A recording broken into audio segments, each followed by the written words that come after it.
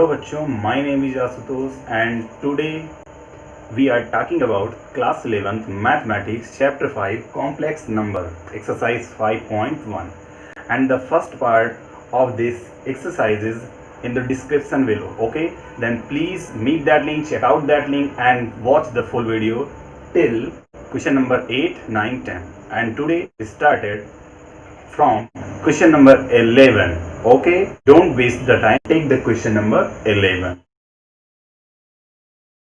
Heading लगाते हैं properties of two complex number. Properties of based on addition of two complex number. Addition of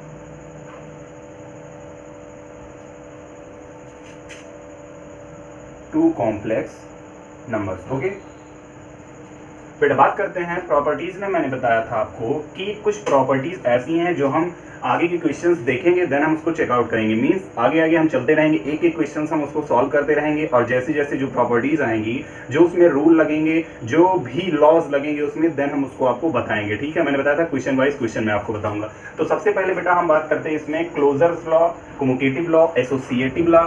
तो ऐसे ही आपके कई लॉज होते हैं जो मल्टीप्लिकेटिव भी होते हैं. जैसे यहाँ properties of two complex number based on, यहाँ पे टू कॉम्प्लेक्स नंबर की जो प्रॉपर्टीज मैं बताने वाला हूँ वो प्रॉपर्टीज आपकी होंगी addition of two complex number की बेस पे. ठीक है, मतलब आपका एडिशन और इधर मल्टीप्लिकेशन दोनों की प्रॉपर्टीज सेम मैं बताऊंगा. z plus Z and here is z multiplies z, here is z1 plus z2 and here is z1 into z2. ठीक है, तो ऐसे ही आपको मैं प्रॉपर्टीज आज बताऊंगा. तो चलिए स्टार्ट करते हैं. ठीक बेटा, हम दो पार्ट में चीज़ों को समझेंगे. सबसे पहले जो भी आपकी प्रॉपर्टीज होगी, पहले हम बताएंगे क्लोजर्स लॉ के बारे में. ये आपका एडिशन फैक्टर होगा. मीन्स इसमें आपका क्लोजर लॉ में आपका होता है z1 प्लस z2 होता है. ठीक है, z1 plus z2 that is complex number. क्या होता है ये आपका होता है कॉम्प्लेक्स नंबर. ठीक, तो क्या वो पूछ रहा है कि अगर कोई भी हमें कॉम्प्लेक्स नंबर z1 और z2 दी, उनका जो एडिशन होगा वो कॉम्प्लेक्स नंबर होगा या नहीं होगा. तो ये होगा. एग्जांपल दैट हम इसे डिफाइन कर सकते हैं. ठीक है, एग्जांपल आपका जैसे मैं ले रहा हूँ यहाँ पे एग्जांपल इसका, अगर मैं a प्लस आई बी का एग्जांपल लूँ z1. ठीक है, ये आपका हो गया z1 and here is z2 that is c plus I D. तो क्या a प्लस आई बी और c प्लस आई डी को ऐड करेंगे तो आपका कॉम्प्लेक्स नंबर नहीं होगा? होगा. मैंने बताया था क्वेश्चन नंबर 1, 2, 3, 4, 5, 6, 7, 8, 9, 10 में कि जो आपका रियल पार्ट होता है उसको एक साथ करते हैं और जो इमेजिनरी पार्ट होता है उसको एक साथ करते हैं. तो इनको साथ करेंगे तो क्या हो जाएगा, a प्लस सी साथ में हो जाएगा और यहाँ पर आपका इन दोनों में i कॉमन होगा तो b प्लस डी बचेगा. ठीक है, इसका मतलब ये आपका पूरा कैपिटल A हो जाए, ये आपका पूरा कैपिटल B हो जाए, तो आपका ये कॉम्प्लेक्स नंबर नहीं हुआ. a प्लस आई बी का पार्ट. बात तो समझ में आ गई होगी कि क्लोजर लॉ में z1 और z2 को कॉम्प्लेक्स नंबर डिफाइन करने के लिए कहता है और जो कि कॉम्प्लेक्स नंबर होता है. ऐसे ही कम्यूटेटिव लॉ में बेटा आपका करना रहता है कि z1 और z2 अगर टू कॉम्प्लेक्स नंबर हो तो क्या z1 प्लस z2 इक्वल्स होगा z2 प्लस z1 के? तो जी हाँ होगा, क्योंकि अगर हम z1 को यही सपोज करें a प्लस आई बी और z2 को हम सपोज करते हैं c प्लस आई डी, तो अगर हम इसको इक्वल्स करें तो चाहे हम a प्लस बी लिखें या b प्लस a लिखें बात एक ही होती है. तो इसको हम क्या करेंगे, तो c प्लस आई डी. और ऐसे बेटा हम बात कर लेते हैं एसोसिएटिव लॉ में. एसोसिएटिव लॉ आपका जो होता है वो केवल और केवल 3 कॉम्प्लेक्स नंबर को ऐड करने पे होता है. मीन z1 प्लस z2 और यहाँ पे z3, तीनों कॉम्प्लेक्स नंबर को हम ऐड करेंगे तो z1 और z2 का पेयर जो कि यहाँ पे इक्वल्स कर रहा है z2 प्लस z3 के पेयर के साथ. मीन्स क्या z1 प्लस z2 और ये अलग हो जाए z3 तो क्या ये इक्वल्स नहीं होगा z1 और z2 की एडिशनल पार्ट के होगा. क्योंकि अगर हम इसे एग्जांपल्स में लें तो आपका क्या हो जाएगा, यहाँ पर बेटा मैंने क्लियर किया था कि ये इक्वल्स ये होता है कि a plus B equals B plus C आप राइट कर सकते हैं. जैसे ही आप इन्हें सॉल्व करेंगे तो आपका a प्लस सी और आगे क्या हो जाएगा, इसका और इसका पार्ट. मीन्स रियल पार्ट को और इमेजिनरी पार्ट को साथ करेंगे तो क्या हो जाएगा, i common b plus D आपका बचेगा. ऐसे इसमें भी कर लेंगे तो वही चीज बचेगी. मीन्स a प्लस सी या c प्लस a, बात तो एक ही हुई. और इसमें हम साथ करेंगे i कॉमन लेकर के तो क्या बचेगा, b प्लस डी या d प्लस b, चाहे जो राइट करें. d प्लस b करना चाहिए था लेकिन हमने b प्लस डी किया है, चाहे आप उसको b प्लस a लिखिए, बात तो एक ही हुई. वैसे इसमें भी हम बेटा करेंगे. इसको मैंने इसलिए छोड़ दिया था कि आप समझ सकते थे. चलिए अभी करना तो था ही. अब देखते हैं इसमें z1 के पार्ट को a प्लस आई भी हमने राइट किया, z2 के पार्ट को हम राइट करेंगे. पहले बेटा हम इसको सॉल्व करेंगे. ठीक है, z2 का जो आपका पार्ट होगा क्या हो जाएगा, c प्लस आई डी आपका. ठीक है, ये ब्रैकेट में हमें करना है LHS में. प्लस z3 का पार्ट हम क्या मान सकते हैं, a b c d e f मान ले. ठीक है, e f आपका हो गया. तो बेटा ये पार्ट आपको करना है इसके इक्वल्स. तो क्या करेंगे, इक्वल्स करेंगे वही चीज, z1 को आप बाहर कर लेंगे. मीन्स a प्लस आई भी बाहर हो जाएगा और इन दोनों का पार्ट साथ में हो जाएगा. Means c plus I D का और आपका हो जाएगा ई प्लस आई एफ का पार्ट। ठीक है, बात तो समझ में आई गई होगी कैसे क्या करना था। अब हम क्या करेंगे, हम इसको सॉल्व करेंगे LHS को और इसको सॉल्व करेंगे RHS को। अगर दोनों वैल्यू सेम आ गई मीन्स आपका एसोसिएटिव लॉ क्लियर हो जाएगा। ठीक है, चलिए रियल पार्ट सारे का सारे सेम करते हैं। ए सी और ई तो क्या हो जाएंगे ए प्लस सी प्लस ई, और यहाँ पे आई डी और एफ तो क्या हो जाएगा आई कॉमन डी प्लस एफ। ठीक है, यही चीज उसमें भी आनी चाहिए, आएगी। देखिए ए सी और ई को एक साथ करेंगे तो क्या हो जाएगा ए प्लस सी प्लस ई, आई के जितने पार्ट है सबको साथ करेंगे तो आपका हो जाएगा b plus d plus f. मैं ये चीज क्यों ऐसे बता रहा हूँ, क्योंकि बेटा कोई भी क्वेश्चन अगर आपको इस फॉर्मेट में मिलेगा तो आप क्या करेंगे, रियल पार्ट को साथ करेंगे और इमेजिनरी पार्ट को साथ करेंगे। मैंने जितने भी क्वेश्चन 1 to 10 एक्सरसाइज 5.1 के सॉल्व कराए थे उसमें मैंने पहले से ही बताया था बेटा, क्वेश्चन नंबर 1 से मैं बताता रहा हूँ कि ए बी सी मीन जो आपके कांस्टेंट और डिजिट पार्ट होते हैं रियल नंबर्स के पार्ट एक साथ कर लीजिए और इमेजिनरी पार्ट को एक साथ कर लीजिए, क्वेश्चन ईजी वे में सॉल्व होगा। ठीक, क्लियर। एडिटिव लॉ, चलिए एडिटिव लॉ की बात करते हैं बेटा। एडिटिव लॉ में अगर हम कोई भी कॉम्प्लेक्स नंबर को 0 के साथ ऐड करते हैं तो रिजल्टेंट हमारा होता है कॉम्प्लेक्स नंबर ही। बात समझ में आई कि अगर हम कभी भी a plus i b, z को हमने a प्लस आई बी ही सपोज किया है, तो a प्लस आई बी को अगर हम ऐड करते हैं 0 के साथ तो जो हमारा फैक्टर होगा वो a प्लस आई बी ही मिलेगा, मीन्स वो कॉम्प्लेक्स नंबर ही फाइंड आउट होगा। ठीक है, ये तो क्लियर, बात समझ में आ गई होगी। जैसे अगर हम सपोज करें कि 0, तो 0 को हम राइट करेंगे तो क्या हो जाएगा 0 प्लस आई इंटू 0, 0 प्लस आई इंटू 0। तो 0 को अगर हम कहें कि कॉम्प्लेक्स नंबर है तो आप कहेंगे जी हाँ 0 एक कॉम्प्लेक्स नंबर होगा। ठीक है, अगर आप ये सोच रहे हैं कि 0 कॉम्प्लेक्स नंबर नहीं है इस फॉर्मेट के अकॉर्डिंग तो 0 एक कॉम्प्लेक्स नंबर होता है। ठीक है, इस बात को ध्यान रखे रहिएगा। यस, सारे ऑप्शन आपके यस वाले हैं। ठीक है, yes yes yes yes, LHS equals to RHS show हो रहा है तो सारे पार्ट रियल हैं, मीन्स वो रियल मीन्स करेक्ट है। ठीक है, चलिए बात करते हैं एडिटिव इनवर्स के बारे में। एडिटिव इनवर्स बेटा आपका होता है, जैसे आपको मैं दे रहा हूँ एक कॉम्प्लेक्स नंबर z, तो z का जो एडिटिव इनवर्स हमें फाइंड आउट करना है वो होगा -z। बात समझ में आ गई होगी ना। तो एडिटिव इनवर्स का रूल होता है कि अगर z और कोई भी कॉम्प्लेक्स नंबर का निगेटिव, उसी कॉम्प्लेक्स नंबर का निगेटिव पार्ट दोनों को हम सब्सट्रैक्ट करते हैं तो वैल्यू 0 आती है, तो आप कह सकते हैं जी हाँ बिल्कुल, क्योंकि अगर z का एडिटिव पार्ट हम सपोर्ट करते हैं तो वो होता है -z। तो अगर हम एडिटिव है दोनों को ऐड करेंगे तो z minus z equals to 0 होगा, a minus a equals to 0 होगा। सपोज करते हैं इसको प्रूव करने के लिए z आपका होता है a प्लस आई बी। ठीक है, तो a प्लस आई बी का जो एडिटिव पार्ट होगा, इसका जो बेटा एडिटिव पार्ट होगा, एडिटिव इनवर्स होगा आपका, वो होगा आपका माइनस आगे लग जाएगा और हो जाएगा a plus i b bracket में। तो अब इन दोनों को आप ऐड करेंगे तो आपका निगेटिव के साथ अगर होगा तो 0 नहीं आएगा, a plus i be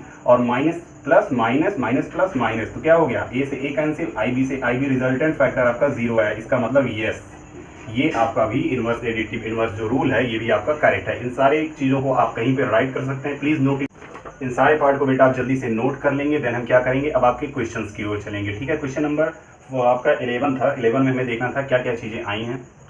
again हम बेटा देखेंगे मल्टीप्लीकेशन इनका, केवल और केवल क्या करना है, सारे जो साइन है प्लस के उसे हमें मल्टीप्लीकेशन में करना है। ठीक है, तो चलिए इसको आप पहले नोट कर लीजिए, देन हम चलते हैं बेटा। देन हम बात करेंगे अब आपके मल्टीप्लीकेशन के, जो आपके मल्टीप्लीकेशन होंगे क्लोजर लॉ के अकॉर्डिंग, कम्यूटेटिव लॉ के अकॉर्डिंग, एसोसिएटिव लॉ के अकॉर्डिंग है मल्टीप्लीकेटिव। ठीक है, सारा आपका कुछ नहीं है, वही चीज़ें हैं जो आपकी एडिटिव में थे। ठीक है, एडिटिव इनवर्स हो जाएगा तो मल्टीप्लीकेटिव इनवर्स लॉ हो जाएगा। यहाँ पे क्या कर लेंगे, मल्टीप्लीकेटिव इनवर्स आपका हो जाएगा। ठीक है बच्चा, ये आपका हो जाएगा मल्टीप्लीकेटिव इनवर्स लॉ। एसोसिएटिव है तो एसोसिएटिव आपका आइडेंटिटी था, तो इसमें भी आपका क्या हो जाएगा, एसोसिएटिव आपका मल्टीप्लीकेटिव आइडेंटिटी हो जाएगा। मल्टीप्लीकेटिव का मतलब आप समझते हैं, मीन्स उसको मल्टीप्लाई कर देना है। ठीक है, मल्टीप्लीकेटिव बताया था आपको z1 प्लस z2, आपका एडिटिव में था z1 प्लस z2, तो z1 प्लस z2 के प्लेस पे यहाँ पे आपका क्या हो जाएगा, z1 मल्टीप्लाई z2, तो z1 मल्टीप्लाई z2 आपका क्या हो जाएगा, अकॉर्डिंग आपके z1 और z2 को जब हम मल्टीप्लाई करते हैं तो आपका क्या होता है, a प्लस आई बी आपका फैक्टर होता है, a प्लस आई बी आपका z1 होता है और c प्लस आई डी आपका हो जाता है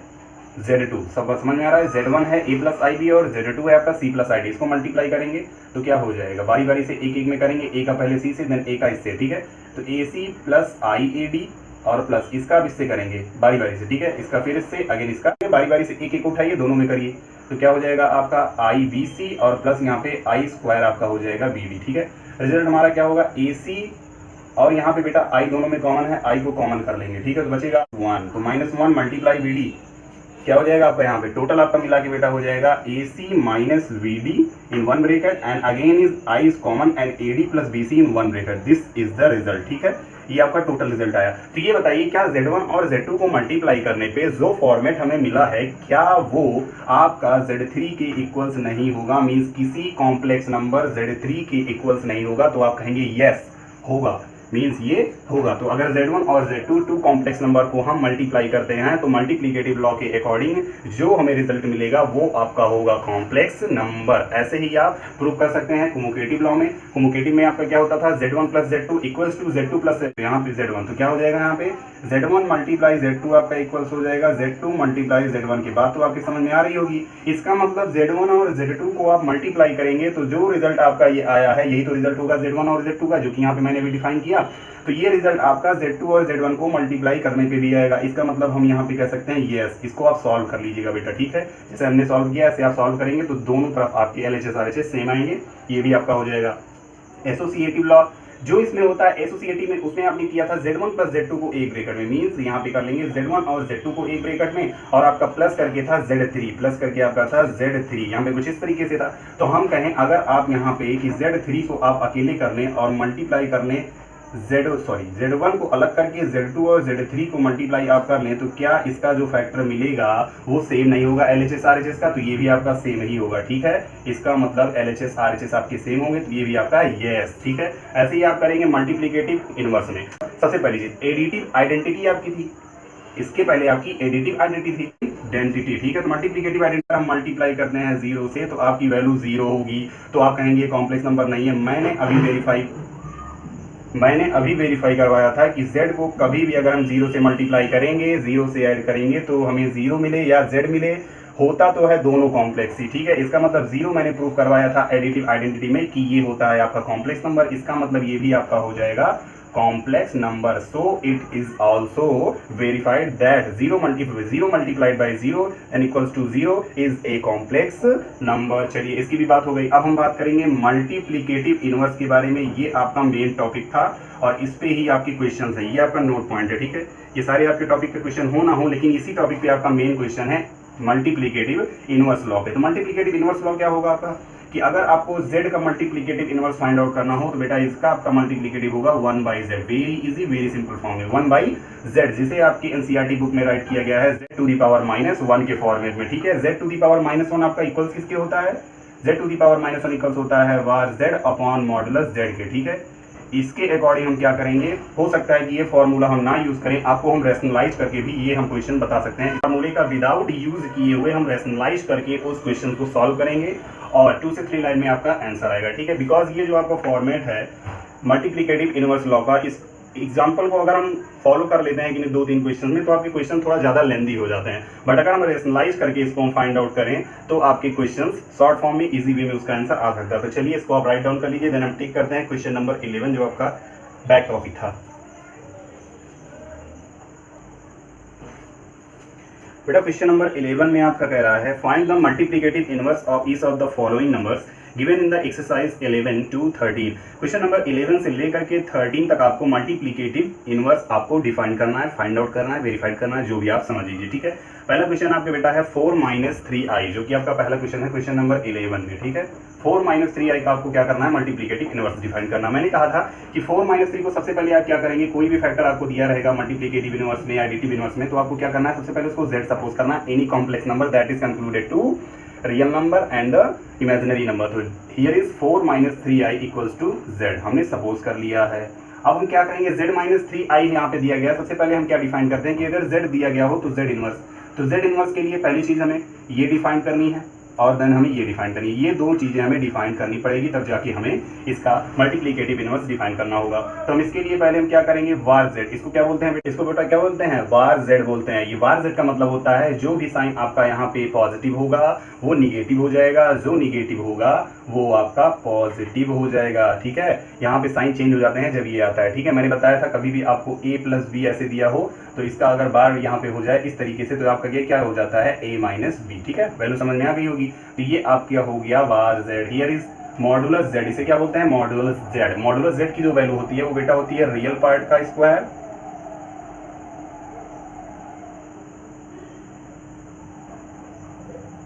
एंड प्लस इमेजिनरी नंबर का स्क्वायर, ठीक है।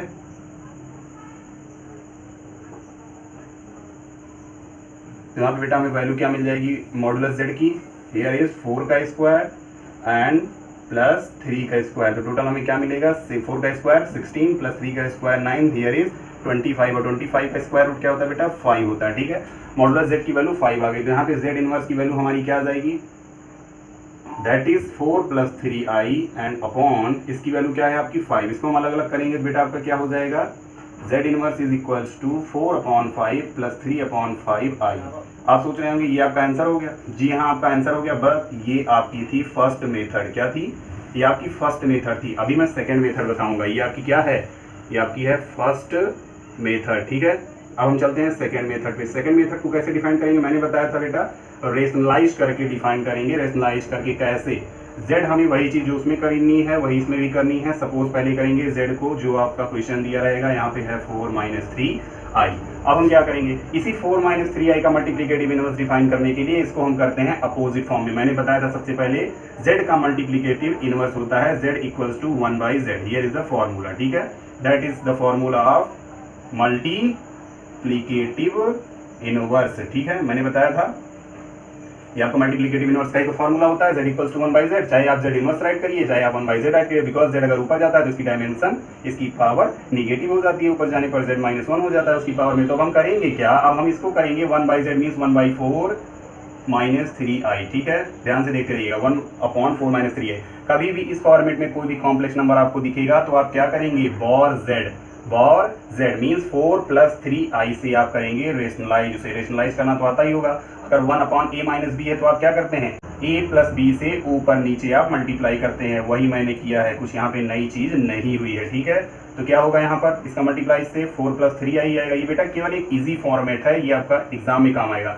एक ब्रैकेट में a - b, एक ब्रैकेट में a + b, आपका क्या होता है मल्टीप्लाई करने पे a² - b²। हियर इज 4 का स्क्वायर माइनस 3i का स्क्वायर, a² - b² हो गया। अब क्या होगा इसका, 4 + 3i जो होगा मंजूर खुदा होगा। 4 का स्क्वायर यहाँ पे 16 हो जाएगा, माइनस 3 का स्क्वायर 9 होगा बेटा, और i² का स्क्वायर -1 होगा। तो यहाँ पे हम क्या राइट करेंगे, पहले हम राइट करेंगे 9 और यहाँ पे है i² की वैल्यू क्या हो जाएगी -1, ठीक है। तो 9 का -1 और हियर इज माइनस प्लस, तो 4 + 3i अपॉन आपका हो जाएगा 16 + 9, 16 + 9 आपका हो जाएगा 25, और यहाँ पे आपकी वैल्यू क्या आ जाएगी, दैट इज 4/25 + 3/25i, ठीक है। ये आपकी क्या हो जाएगी, वैल्यू हो जाएगी, ठीक है। अब हमने यहाँ पे बात की थी, सॉरी बेटा यहाँ पर आपका जो रियल नंबर का पार्ट था मॉडुलस में, ये मेरी मिस्टेक हो गई है, थोड़ा सा मिस्टेक। इतनी देर में कमेंट ना करिएगा, आप लोग कमेंट कर देते हैं, गलती सबसे होती है, उससे भी होती है। तो 25 यहाँ पे हो जाएगा, तो 25 यहाँ पे हो जाएगा, 25 यहाँ पे हो जाएगा, यहाँ भी 25 हो जाएगा। तो बेटा इसका मतलब ये है कि आपको जो भी पसंद है उसको आप टेक करिए। जिंदगी आपकी, फैसला आपका, life is yours and decision is also yours. And please write it and note it down and take the next question, question number 12, ठीक है। तो कैसा लगा आपको, अच्छा लगा कि नहीं लगा होगा भाई। मुझे तो ये वाला ज़्यादा बेटर लगा, ये वाला कुछ कम बेटर लगा, बिकॉज यहाँ पे थोड़ा कम चीज़ें करनी थी। यहाँ पे आपको फार्मूला यहाँ पे डिफाइन करना है, फार्मूले को लर्न करना है। यहाँ पे सीधा z = 1/z रेशनलाइज कर दीजिए, आपका आंसर सामने आ जाएगा। नंबर आपका होता है 12। लेते हैं, बात करते हैं क्वेश्चन नंबर 12 के बारे में। क्वेश्चन नंबर 12 आपका क्या है, √5 + 3i, √5 + 3i। यहाँ पे आप क्या देख रहे हैं, √5 + 3i में वही चीज़ें जो सब में दी गई हैं सपोज करेंगे। इसको हम थोड़ा तेजी से बताएंगे, ध्यान दिए रहिएगा, ठीक है। क्या हो जाएगा, z = 1/z के फॉर्मूले के अकॉर्डिंग, मैंने बताया था तेज बताऊंगा, बहुत ज़्यादा तेज बताऊंगा। क्या हो जाएगा आपका यहाँ पे 1/z, that is equals to √5 + 3i। यहाँ पे 1 के फॉर्मेट में रेशनलाइज कर देंगे, √5 + 3i, और यहाँ पे √5 - 3i आपका हो जाएगा। देन 1/z इक्वल्स टू आपका क्या हो जाएगा, √5 + 3i अपॉन में आपका हो जाएगा a + b, a - b, a², ठीक है, equals to √5 + 3i। Here is nominator, denominator में आपका ये √5 का स्क्वायर 5 हो जाएगा, -3 का स्क्वायर 9 हो जाएगा, और यहाँ पे आपका आ जाएगा -1 जो कि i² की वैल्यू है। √5 + 3i आपका यहाँ पे हो जाएगा, अपॉन में आपका 5 माइनस प्लस कितना हो जाएगा, √5 + 3i, और अपॉन में आपका आ जाएगा 14। बारी बारी से डिफाइन करेंगे इसे, तो इसे हम डिस्ट्रीब्यूट कर देंगे डिनोमिनेटर को, √5/14 + 3/14i, ठीक है। ये आपका आ गया कॉम्प्लेक्स नंबर के फॉर्मेट में। इसका मतलब ये भी ऐसे सॉल्व हो गया। क्वेश्चन नंबर ये आपका बेटा 12 था, ठीक है। क्वेश्चन नंबर 13 की बात करते हैं। 13 आपका है -i। मैंने कहा था क्या सपोज करेंगे, z सपोज करेंगे, -i का फॉर्मेट क्या होगा, कुछ कॉम्प्लेक्स नंबर के फॉर्मेट में राइट करना पड़ेगा। चलिए राइट कर लेते हैं। रियल नंबर क्या है यहाँ पे, 0 है, nothing is 0, and here is, ओहो क्या हो जाएगा -i/1, ठीक है। इसका मतलब इमेजिनरी पार्ट है लेकिन रियल पार्ट हमारा 0 है। तो क्या करेंगे यहाँ पर सबसे पहली चीज़ 1/z फॉलो करना है, वही रूल जो मैंने बताया रेशनलाइज वाला। अगर आपको लगता है कि आप फॉर्मूला करें means z inverse equals to var of z upon mod of z, तो आप कर सकते हैं, you can see by yourself, लेकिन मैं यही करूँगा रेशनलाइजेशन, ठीक है। तो यहाँ पे क्या हो जाएगा 1/z का मतलब यहाँ पे क्या हो जाएगा सीधा आपका 1/0 माइनस i/1। मैंने कहा था रेशनलाइज करने के लिए क्या करेंगे 0 प्लस i/1 से, मीन 0 प्लस i से ऊपर नीचे आप मल्टीप्लाई कर दीजिए, ठीक है। यही तो आपको करना है। 0 माइनस आई है, 0 प्लस आई से 1 को चाहे आप रिमूव कर दीजिए, ज़्यादा झंझट कर रहा हो। तो क्या हो जाएगा यहाँ पे आपका 1/z equals to 0 plus i and here is नीचे a minus b, a plus b, a square minus b square, 0 का square 0 minus i square. Value क्या आ जाएगी, ऊपर तो आपका बचा 0, सॉरी ऊपर बचा i, 0 हो गया, तो बचेगा क्या आई स्क्वायर की value minus plus I upon 1 that is equals to I. आपका आंसर क्या आ गया आई यहाँ पे, ठीक है। जल्दी से please write it, note it down and take the next question, question number 14, ठीक है। क्वेश्चन नंबर 14 के बारे में बात कर लेते हैं। अगर कुछ अच्छा हुआ तो ठीक है, अगर गंदा हुआ तो आप सॉल्व करेंगे, मैं नहीं। चलिए करते हैं। क्वेश्चन नंबर 14 है बेटा, express the following equation in the form of a plus i b. वही चीज़ करनी है। क्वेश्चन बहुत ज़्यादा लंबा है। 3 प्लस i√5 क्या है, 3 प्लस i√5। थोड़ा सावधानी से, बहुत बड़ा क्वेश्चन है। कुछ बच्चे तो सोच रहे होंगे अब सर करिए, अब देखते हैं कैसे होगा, इतना बड़ा क्वेश्चन है ये, अभी तो भैया इसमें होने वाला है बवाल। क्या हो जाएगा √3 माइनस i√2। अच्छा क्वेश्चन है, बहुत अच्छा क्वेश्चन है। हम क्या करेंगे, केवल और केवल इसमें कुछ फॉर्मेट देखेंगे बेटा। सबसे पहले हम नॉमिनेटर को देखते हैं, a plus i b into a minus i b. तो कभी भी हमें अगर a प्लस आई बी और a माइनस आई बी मिलते हैं तो मैंने बताया था इसको सॉल्व करने में, अभी जितने भी लॉज मैंने बताए थे उनको तो आपने स्किप कर दिया होगा, देखा ही नहीं होगा। सब मैं जानता हूँ, सारे लॉज जानता हूँ, मैं किताब में पढ़ चुका हूँ, बुक में दिया गया NCERT में, ये वो सारी चीज़ें आपने छोड़ दिया इसका मतलब। तो क्या करेंगे, a प्लस आई बी और a माइनस आई बी को अगर हम उसका प्रोडक्टिव डिफाइन करते हैं तो ये वैल्यू रियल और रियल का एक ब्रैकेट में मीन्स a स्क्वायर और minus b square, a plus b a minus b, a square minus b square. तो माइनस बी स्क्वायर करेंगे आई स्क्वायर की वैल्यू -1 होती है, माइनस माइनस आपका प्लस हो जाता है, a square plus b square आपकी वैल्यू आती है। कर लीजिए, यही आएगा, ठीक है। तो यही चीज़ यहाँ पे करना है। a के प्लेस पे 3 है, b के प्लेस पे आपका √5 है। तो हम अगर आपसे पूछे इसका करेंगे तो क्या हो जाएगा, a के प्लेस पे 3 है तो 3 का स्क्वायर हो जाएगा, और b के प्लेस पे आपका √5 है, √5 का स्क्वायर हो जाएगा, वैल्यू आ जाएगी √5 की यहाँ पे 5 और 3 का 9 और हो गया आपका टोटल 14। मैं यहाँ पे 14 राइट करूँगा, ठीक है। ऐसे यहाँ पे आपका है वही चीज़, इसको हम क्या करेंगे, प्रोडक्टिव है, प्रोडक्टिव नहीं है, एडिटिव है, एडिटिव लॉ है, ठीक है। एडिटिव लॉ में a प्लस आई बी आपका होता था, देखिए लॉ काम आ गया ना, a प्लस आई बी और माइनस आपका a माइनस आई बी हो तो ये आपका क्या होता है 2IB, क्या होता है 2IB होता है, ठीक है। तो यही चीज़ हम यहाँ पे करेंगे, यहाँ पे सिर्फ b की वैल्यू ढूंढिए, a तो गया खत्म हो जाएगा, √3 से √3 खत्म हो जाएगा, √2 है b की वैल्यू, तो √2IB यही वैल्यू हम राइट करेंगे। बात समझ में आ गई होगी ना, वहाँ पे जल्दी जल्दी राइट कर लीजिए। इसको हम राइट करेंगे a plus i b a minus i b की फॉर्मूले में, तो क्या हो जाएगा, चलिए कर लेते हैं। क्या हो जाएगा 3 का स्क्वायर प्लस √5 का स्क्वायर, वही चीज़ मैं दोबारा राइट कर रहा हूँ, वहाँ पे मैंने राइट कर ली थी, आप लोगों ने जबरदस्ती कर क्या, तो यहाँ पे बेटा करेंगे वही चीज़, √2 मैं यहाँ पे डायरेक्ट राइट करूँगा, √2IB। बात समझ में आ गई होगी, वहाँ समझ लीजिए कैसे हुआ है, ठीक है। कैंसिल करेंगे, दोनों ब्रैकेट ओपन होगा, minus plus minus cancel, minus minus plus, √2 plus √2 2√2, sorry क्या हो जाएगा 2√2, यहाँ पे √2 है, इसको ऐड करेंगे क्या हो जाएगा 2IB, यहाँ पे सॉरी क्या हो जाएगा 2√2IB, ठीक है 2√2, अभी तो मिस्टेक हो जाता है। यहाँ पे टोटल मेरा ऐड करके कितना आएगा 14 आएगा, यहाँ पे 2√2 है, ठीक है 2√2IB एज इट इज हम राइट कर लेंगे बेटा, 2 से बन जा 14, तो 7/√2I सॉरी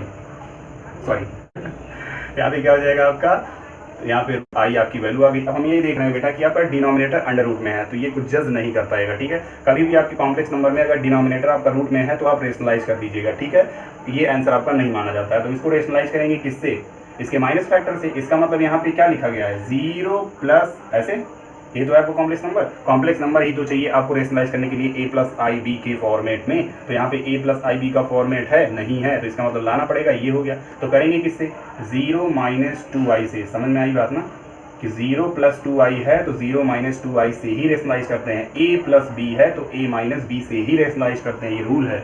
क्या हो जाएगा -14i ऊपर आपका हो जाएगा और नीचे आपका यहाँ पे मल्टीप्लाई होगा तो क्या हो जाएगा, ओहो यार √2 है यार, √2 है, तो √2 से करेंगे क्या हो जाएगा -7/√2i और यहाँ पे आपका हो जाएगा √2i का स्क्वायर। बात समझ में आ गई, a square minus b square, minus आगे कर लीजिएगा, ठीक है। यहाँ पे क्या हो जाएगा -7/√2i और यहाँ पे बेटा क्या हो जाएगा √2 का स्क्वायर 2, i स्क्वायर का क्या हो जाएगा, i स्क्वायर की वैल्यू यहाँ पे -1 that is equals to -7√2i और अपॉन में माइनस माइनस प्लस, ये हो जाएगा। तो -7√2/i, चाहे आप इसको आंसर सपोज कर लें, आप ना करें, decision is your self, life is your self. चलिए इसे राइट करिए। देन टेक करते हैं क्वेश्चन नंबर 15, अगर बचा हुआ हो तो। बेटा क्वेश्चन नंबर 15 नहीं है, बहुत जल्द खत्म हो गई आपकी एक्सरसाइज। तो चलिए अब आप तैयारी करिए एक्सरसाइज 5.2 के लिए। आज के लिए बस इतना ही। Tata, bye bye and good luck. Please do your duty, like, save also if you are a new student in this channel.